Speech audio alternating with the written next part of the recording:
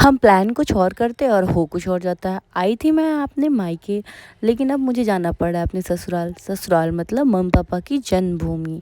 तो hey guys, welcome welcome back to my YouTube channel. I hope आप सब अपने घर पे मस्त हो, स्वस्थ हो, तंदुरुस्त हो।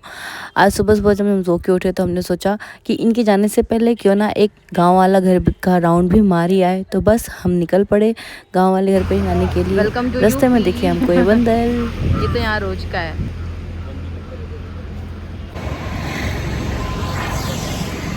भाई चलते फिरते हमको लगी भूख तो हम यहाँ रुके 16 समोसा खाने। यहाँ पे एक शॉप है, रोड पे ही है, 10-15 साल पुरानी शॉप है और बहुत ही फेमस है छोले समोसे के मामले में। तो बस हम वहीं रुके हैं खाने। Let's go. ये ना यहाँ की स्पेशलिटी है कि जो छोला समोसा है उसमें खड़ा लहसुन ये लोग डालते हैं और ये काफ़ी ज़्यादा टेस्टी होता है। दामाद की खातिरदारी हो रही है मेरे लिए सिर्फ समोसा छोला, और पापा ने इनके लिए मिठाई भी मंगवाई। लास्ट में हमने चाय पिया एंड उसके साथ ये नमक पारा वाली नमकीन ली और बट्टे में चाय पिया। कितने टाइम बाद मैं बट्टे में चाय पी थी यार। मैं जब भी बट्टे में चाय पीती हूँ मेरे होठ पता नहीं क्यों चिपक से जाता है उसमें, लेकिन इस चाय की स्वाद क्या अलग ही होती है, कुल्हड़ वाली चाय। फिर हम निकल पड़े वापस और शिवो भी सो के उठा है एंड इसका रिएक्शन तो देखो, इतना कंफ्यूज है कि मम्मा कहाँ लेके जा रही है। 2 दिन से सिर्फ ट्रैवल ही करा रही है बेचारे बच्चे को। जाते जाते प्लान में फिर एक थोड़ा सा चेंज आया, और चेंज वो ये था कि हम जा रहे हैं नेपाल से पहले नौतनवा, जो कि इंडिया में पड़ती है। और वहाँ पे हमने एक ज़मीन ले रखी है, तो अब उस पर कंस्ट्रक्शन काम कराना बाकी है। तो बस वही देखने के लिए गए थे कि कराने जैसा है या नहीं, क्योंकि पापा का मानना है शहर में हम कितना भी कमा लें लेकिन जब तक गाँव में एक अपना खुद का घर ना हो तब तक वो कमाई कोई वैल्यू नहीं करती। इसलिए अब हमें गाँव में घर बनाना है। वो देखने के बाद हम वापस आ गए नेपाल की तरफ। अब ये इंडिया का बॉर्डर है और इसको क्रॉस करने के लिए यहाँ चेकिंग होती है, तो बस हम लाइन में लगे हुए हैं।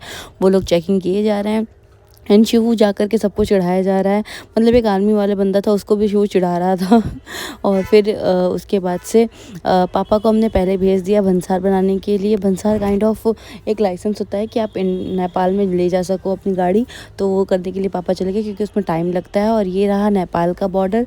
ये बॉर्डर पहले ऐसा नहीं था, अभी कंस्ट्रक्शन वापस चालू हुआ है, नहीं तो सिंपल सा बॉर्डर था। अभी ये लोग थोड़ा सा इसको अच्छा बना रहे हैं। Finally we are in Nepal. Bhairahawa भंसार कार्यालय टेक जांच। एंड ये क्या है, पोखरा लुम्बिनी।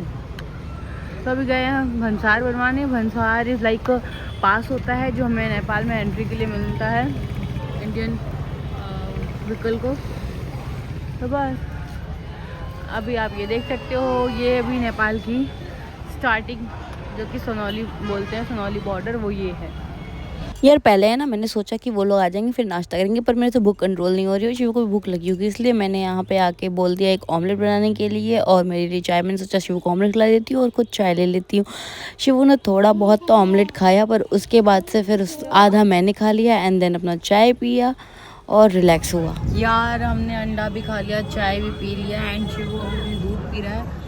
अभी तक भंसार नहीं बना है और पता नहीं कितना टाइम लगने वाला है। वेल 8 बजे तक तो लास्ट है, मे बी आधे घंटे में वो लोग वापस आ जाए। लास्ट के टाइम हो जाए वो बड़ी बात है, अगर नहीं हुआ तो फिर हम ना घर के रहेंगे ना घाट। तो बस हमारा भंसार हो चुका है और हम निकल पड़े हैं नेपाल में अंदर जाने के लिए। नेपाल में हमें लुम्बिनी जाना है, वहाँ मेरा ससुराल है और वो पापा की मोहन मम्मी की जन्मभूमि है।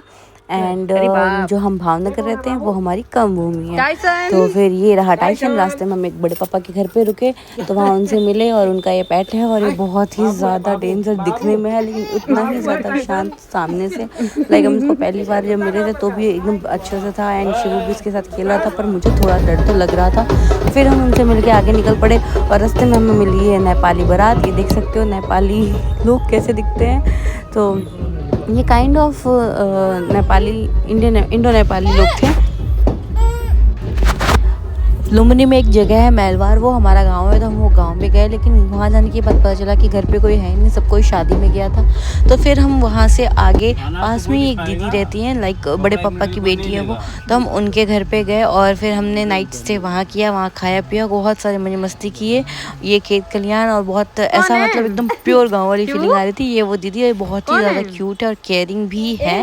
एंड ये लोग बस जाते ही वेलकम वगैरह हुआ। हमने फिर ये सारी चीज़ें की, खाना पीना खाया, मज़े किया और बहुत मज़ा आया। एंड फिर हम दूसरे दिन दोपहर तक वहाँ से निकल गए थे। बाकी की वीडियो बाद में। Okay bye.